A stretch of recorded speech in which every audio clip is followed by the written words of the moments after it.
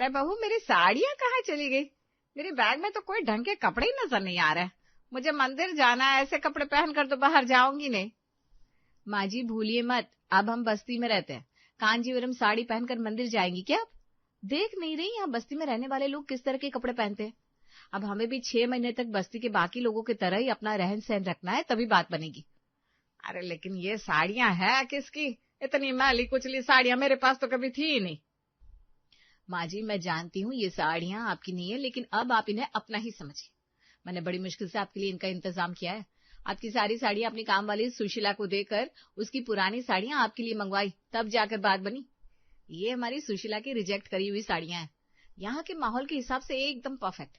अब आप इनमें से कोई एक साड़ी पहनकर आराम से मंदिर जाइए। बहू की बात सुनकर बेचारी सास विशाखा का तो सिर ही चकरा जाता है। क्या हुआ? क्या विशाखा के साथ साथ आपको भी हैरानी हो रही है कि आखिर कोई अपनी नई साड़ियां कामवाली को देकर उसकी पुरानी फटी पुरानी साड़ियां क्यों लेगा? तो उसके लिए मेरे साथ आपको कहानी पूरी देखनी होगी।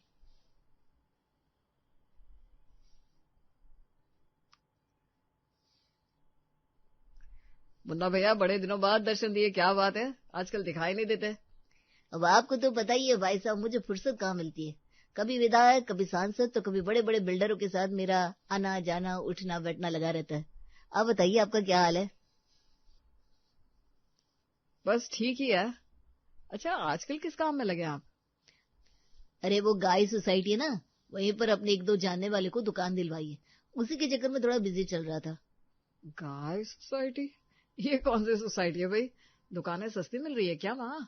हमें भी दिलवा दो, कोई जुगाड़ हो तो। भाई साहब, गाय मतलब यानी कि गरीब आवासीय योजना के तहत जो सरकार ने फ्लैट आवंटित किए थे ना, उसी में लोग अपने फ्लैट बेचकर दुकानें वगैरह बना रहे हैं। पूरा शॉपिंग कॉम्प्लेक्स बन रहा है उधर। क्या बात कर रहे हो? वो तो झुग्गी वालों को अलॉट होते हैं ना। तो तुम्हारा मतलब है कि ये झुग्गी में रहने वाले लोगों को झुग्गी हटाने के बदले जो सरकार फ्लैट देती है उसे बेचकर ये लोग पैसा कमा रहे हैं। अरे अगर उस फ्लैट को बेच देंगे तो रहेंगे कहाँ? सचिन की बात सुनकर अब मुन्ना मुस्कुराने लगता है। अरे भाई साहब, बहुत सीधे आप, दुनियादारी तो बिल्कुल नहीं समझते। आपको क्या लगा जितनी झुग्गियां आपको दिखाई दे रही है वो सारे भिखारी लोगों की होती है? अरे भाई साहब, ये दुनिया जितनी दिखाई देती है ना, उससे कहीं ज्यादा रंग बिरंगी है, और इस दुनिया में रहने वालों के रंग असलियत में कुछ और ही होते हैं। मैं कुछ समझ नहीं पा रहा हूँ, तुम कहना क्या चाह रहे हो? अरे भैया, ये जितनी झुग्गियां दिखाई दे रहे हैं ना आपको, सब गरीब लोगों की नहीं होती। इनमें से बहुत से लोगों के पास मकान है, लेकिन फिर भी सरकारी फ्लैट लेने के लालच में जानबूझकर ये लोग अपनी झुग्गियां ऐसी बस्तियों में बनाए रहते हैं, और फिर जब सरकार इन झुग्गियों के बदले में मकान आवंटित करती है तो लाभ इन्हें भी मिल जाता है। अब चूंकि इनके पास तो पहले से मकान है, इसलिए वो लोग अपने फ्लैट को बेचकर मुनाफा कमा कर निकल जाते हैं। क्या बात कर रहे हो यार, हमें तो ये सब पता ही नहीं था। फिर तो कोई भी ये काम कर सकता है। क्या सरकार कोई कार्यवाही नहीं करती? सरकार तो अपनी तरफ से कार्रवाई करती है, बस थोड़ा बहुत जुगाड़ होना चाहिए। बस यही जुगाड़ सेट करने का काम मैं किया करता हूँ। बुरा न माने भाई साहब तो एक बात कहूँ। भाभी, बुरा तो मैं मान गया हूँ। मुझे आए इतनी देर हो गई, लेकिन आपने एक कप चाय भी नहीं पिलाई। अरे भाभी जी, आपके हाथ की एक कप चाय के लिए तो खींचे हुए आपके घर तक चले आते हैं। अरे माफ कीजिए, आपकी बातों में ध्यान लग गया और चाय की तरफ मेरा ध्यान ही नहीं गया। कुछ देर बाद रोशनी चाय की ट्रे लाकर हॉल में रख देती है और फिर उसी के साथ एक बार फिर से बातों का सिलसिला चल पड़ा। चाय पीजिए भाई साहब, और अब डिटेल में बताइए कि क्या और कैसे करना होता है। मेरा मतलब इतने लोगों का भला कर रहे हैं आप, अगर थोड़ा हमारा भी ख्याल कर लेंगे तो आपकी बड़ी मेहरबानी हो जाएगी। आपको पता है ना, एक इनकम से घर चलाना आजकल कितना मुश्किल हो गया है। काफी दिनों से ये सोच रहे थे कि कोई छोटा मोटा बिजनेस डाले, लेकिन कमर्शियल दुकानों के रेट इतने बढ़ गए कि खरीद पाना बड़ा मुश्किल हो गया है। अगर हमें भी एक फ्लैट मिल जाए तो हम उस पे अपनी दुकान लगा लेंगे। हाँ हाँ भाभी जी, क्यों नहीं, मैं कोशिश कर सकता हूँ। वैसे सोच लीजिए, क्योंकि वहां पर दुकान खोलने का मतलब है फिर उसी बस्ती में जाकर रोज रोज आप लोगों को पूरा दिन बिताना पड़ेगा। इतना आसान काम नहीं है। अरे मुन्ना ठीक कह रहा है। उस कॉलोनी में दुकान खोलने का मतलब 24 घंटे वहीं के लोगों के बीच में घिरे रहना। लेकिन ये भी है ना कि हम बेच देंगे, फिर जो पैसा मिलेगा उसे अपने बिजनेस में इस्तेमाल कर लेंगे। अरे बिना खर्च के जो भी मिल जाएगा फायदे का ही सौदा कहलाएगा ना। हाँ भैया, बात तो आपकी सही है, ठीक है, मैं आपको पता लगवा कर बता सकता हूँ कि कौन सी बस्ती जल्दी सरकार के रडार पर आने वाली है, जिसे हटाकर सरकार मकान देने का विचार बना रही है, और उस बस्ती में आपकी झुग्गी बनवा देते हैं। बस बाकी का काम तो अपने आप हो जाएगा। अरे वाह, आपने तो सारी मुश्किल ही हल कर दी। आपके ऊपर हमें पूरा भरोसा है, इतनी ऊपर तक पहचान है आपकी। अब तो हमारा काम बन ही जाएगा। 2 दिन बाद। सचिन भाई साहब, वो चौड़े नाले के पास जो बस्ती बनी है ना, बस अगला नंबर उसी का है। सरकार ने अपने स्तर पर पूरी तैयारी कर ली है कि जल्दी ही उन झुग्गियों को हटाकर उन्हें किसी साफ सुथरी जगह पर बसाया जाएगा। आप लोग अब देर मत करिए, फटाफट वहां अपनी एक झुग्गी डलवा दीजिए। ठीक है, मैं कल ही इंतजाम करता हूँ। क्या कह रहे थे, कुछ पता लगा? अरे बता रहे थे कि वो चौड़े नाले के पास जो बस्ती बनी है ना, बस उसी को हटाकर सरकार उनके पुनर्स्थापना के बारे में सोच रही है। पापा, तो क्या हम सबको अब वहां नाले के पास बस्ती में जाकर रहना पड़ेगा? मेरा दोस्त है ना ऋषभ, वो बता रहा था उधर बस्ती के बच्चे अच्छे नहीं होते। अरे नहीं बेटा, ऐसा किसने कहा तुमसे? हम लोग अपना घर छोड़कर कहीं नहीं जाने वाले। बस ये सब तो पापा ने और मैंने कुछ प्लान बनाया है, इसलिए हम वहां पर एक झुग्गी बनवा रहे हैं। लेकिन हाँ, ये हमारा फैमिली सीक्रेट है, इसके बारे में किसी को भी बताना मत। अगर हमारा सीक्रेट किसी को भी पता चला ना, तो बहुत बड़ी प्रॉब्लम हो जाएगी। ठीक है मम्मा, मैं किसी को कुछ नहीं बताऊंगा, आप बिल्कुल भी परेशान मत हो। अगले कुछ दिनों में झुग्गी बनकर तैयार हो गई थी, लेकिन सचिन और रोशनी अभी अपने ही मकान में रह रहे थे। अरे भाई साहब, ये क्या किया आपने? क्या हुआ मुन्ना, कुछ प्रॉब्लम है क्या? अरे भाई साहब, प्रॉब्लम क्यों नहीं होगी? आप लोगों ने झुग्गी तो बनवा दी, लेकिन अंदर पूरी झुग्गी खाली पड़ी हुई है। आपकी उस झुग्गी को देखकर अंधा भी बता देगा कि ड्रामा करने के लिए खड़ी की है। अरे कोई इंसान बस्ती में रहेगा तो सामान के बिना थोड़ी ना रहेगा, उसके अंदर थोड़ा सामान होना चाहिए। बेईमानी का काम भी करो तो इतनी सफाई से कि किसी को कानों कान खबर ना हो कि इसमें कोई गड़बड़ी है। ऐसे खुली आंखों से कोई मक्खी थोड़ी ना खा सकता है। अब समझ रहे हो ना मैं क्या कहना चाह रहा हूँ? अरे हाँ, मैं समझ गया। मैं कल ही उसमें जाकर थोड़ा सामान वगैरह रखवाता हूँ। क्या हुआ, कुछ परेशानी हो गई है क्या? अरे परेशानी क्या होगी, बात तो ठीक ही कह रहा है मुन्ना। कह रहा था कि हमने उस घर में सामान के नाम पर एक टूटी मटकी तक नहीं रखी। अगर कोई भी इंस्पेक्शन करने आएगा तो पहली नजर में ही उसे शक हो जाएगा कि ये घर किसी और नियत से बनाया होगा। मैं ऐसा करता हूँ, बाजार जाकर थोड़ा सामान खरीद कर वहां पर ले जाकर रखवा देता हूँ। अरे बड़े मूर्ख हैं आप। बाजार जाकर नया सामान खरीदेंगे तो उसे देखकर समझ में नहीं आ जाएगा कि कल का ही खरीदा हुआ सामान है?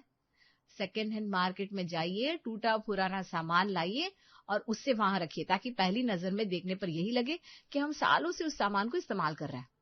और हाँ पतिदेव, कोई भी बहुत महंगा इंपोर्टेड सामान नहीं लेना है, सस्ता और चलती क्वालिटी का सामान होना चाहिए। अरे हाँ, समझ गया। सचिन और रोशनी ने बस्ती में बने हुए अपने छोटे से छप्पर के मकान में ले जाकर थोड़ा सामान रखवा दिया। भाई साहब, सरकार की तरफ से फॉर्म निकल गया। अब जिसको मकान के लिए आवेदन करना है उससे वो फॉर्म भरना होगा। अरे वाह, लगता है काम बन गया। ठीक है, आप मुझे फॉर्म भेज दो, मैं भरकर जमा करवा देता हूँ। जैसे ही सचिन उस फॉर्म को देखते हैं, उसकी शक्ल पर 12 बज जाते हैं। अरे रोशनी, हम इसे जितना आसान समझ रहे थे ना, ये काम उतना सरल नहीं है। ये देखो क्या लिखा है इसमें। हमें उस घर में जाकर कम से कम 6 महीने रहना होगा। वहां पर बस्ती में रहने वाले कम से कम 10 लोगों की गवाही लगेगी, उसके बाद ही फॉर्म स्वीकार होगा। इसके अलावा सरकार के अधिकारी आकर रोजाना इन झुग्गियों की जांच करेंगे कि कहीं कोई धोखेबाजी तो नहीं कर रहा। ये लो, यहाँ तो लगता है शुरू होने से पहले ही पूरे प्लान की हवा निकल गई। अब देखो, सोच लिया है तो इस काम को पूरा करके ही रहेंगे। अरे बहुत खर्चा हो गया, पीछे हटने का कोई मतलब नहीं है। तो तुम्हारा मतलब क्या है? तुम उस बस्ती में जाकर रहने वाले हो? हाँ, तुम सच में वहां जाकर रहने के बारे में सोच रहे हो? मैं सिर्फ सोच नहीं रहा हूँ, बल्कि मैंने फैसला ले लिया है। अगले 6 महीने हम लोग वहीं बस्ती में रहकर बिताएंगे। अरे इतना सुनहरा मौका मिला है हमें अपनी किस्मत बदलने का, मैं ऐसे यूं ही हाथ से जाने नहीं दे सकता। और तुम्हें भी थोड़ा कॉम्प्रोमाइज करना पड़ेगा, समझ में आ रही है ना मेरी बात? चलो ठीक है, अगर तुम कह रहे हो तो तुम्हारी बात तो माननी पड़ेगी। सचिन अपनी माँ विशाखा, पत्नी रोशनी, बेटे चिंटू के साथ जल्दी ही बस्ती में रहने के लिए पहुंच गया। और यहाँ आने के बाद सास विशाखा को ही नहीं बल्कि बहू रोशनी को भी पुराने फटे कपड़े पहनकर रहना पड़ रहा था आज के दिन। मम्मा, ये गलत बात है, मुझे नहीं पहननी ये कपड़े। आप मेरी फेवरेट वाली ड्रेस निकालो, मुझे अपनी जींस और टी शर्ट पहननी है। अरे मेरे बेटे, कितनी बार समझाऊं तुझे, हम लोग झुग्गी में रहने आए हैं। यहाँ पर रहने वालों की इतनी कमाई नहीं होती कि वो अपने बच्चों को मॉल से खरीद कर महंगे महंगे कपड़े पहना सके। इसलिए जब तक हम लोग यहाँ है ना, ये मॉल वाले कपड़े ना तू पहनेगा ना उनके बारे में बात करेगा। कोई पूछे तो क्या कहेगा? बाजार गए तो कोई साल हो गए, यहाँ वहां से मांग कर जो मिल जाता है वही पहन लेते हैं। समझ गया ना मेरी बात? मम्मा वैसे तो आप लोग मुझे चीटिंग करना और झूठ बोलने से मना करते हो, लेकिन मैं देख रहा हूँ अब आप लोग भी चीटिंग कर रहे हो और बार बार मुझे सबसे झूठ बोलने के लिए कहते हो। अरे नहीं नहीं बेटा, हम तुझे कोई झूठ बोलने के लिए नहीं कह रहे। बस तू इतना समझ ले कि जिस झूठ से सबका फायदा होता है वो झूठ झूठ नहीं होता, वो तो सच से भी बड़ा होता है बेटा। समझ गया? हाँ पापा समझ गया। अरे मैं पूछ रही हूँ, कुछ सोचा है आपने? हम लोग यहाँ आकर शिफ्ट हो गए, लेकिन चिंटू का क्या होगा?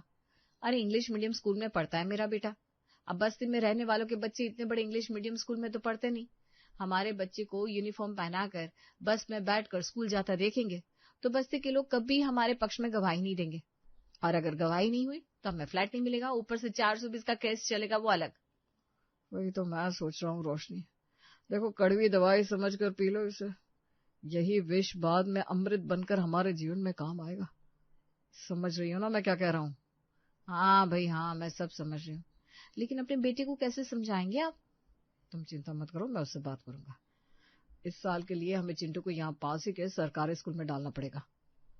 रोशनी का सोचना बिल्कुल सही था। जैसे ही चिंटू ने सरकारी स्कूल का नाम सुना वो जोर जोर से रोने लगा। देखो बेटा, मम्मी पापा ने आज तक आपकी सारी विश पूरी की है ना? बस 6 महीने की बात है। अरे इसे तुम बिग बॉस जैसा कोई गेम समझ लो ना।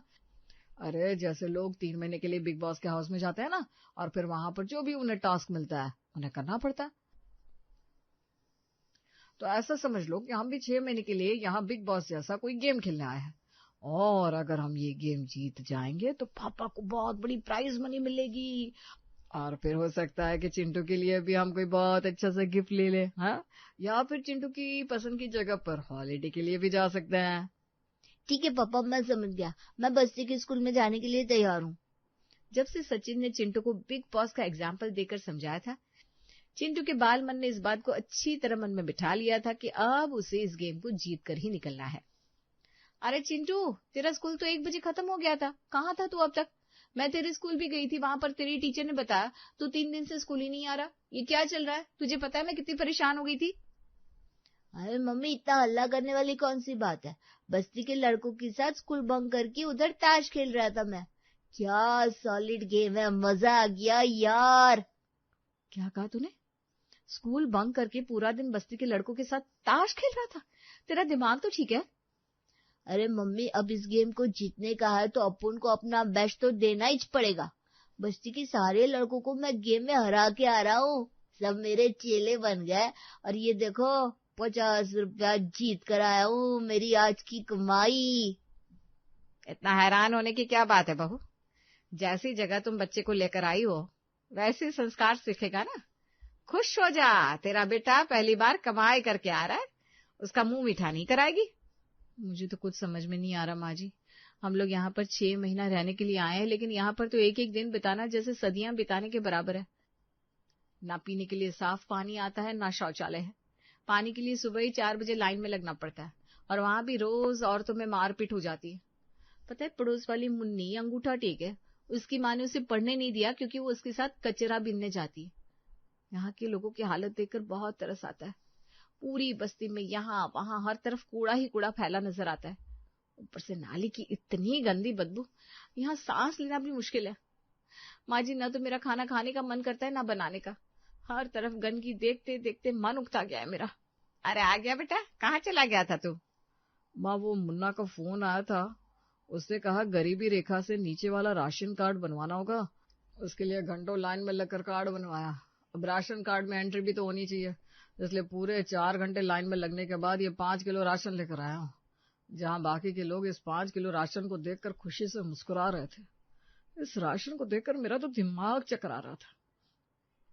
सिर्फ 5 किलो राशन लेने के लिए घंटों तपती दोपहर में खड़ा होना कोई मजाक नहीं है, लेकिन मजबूरी इंसान से क्या कुछ नहीं करवाती। वहां पर लोगों की हालत देखकर बड़ा मूड खराब हो गया यार।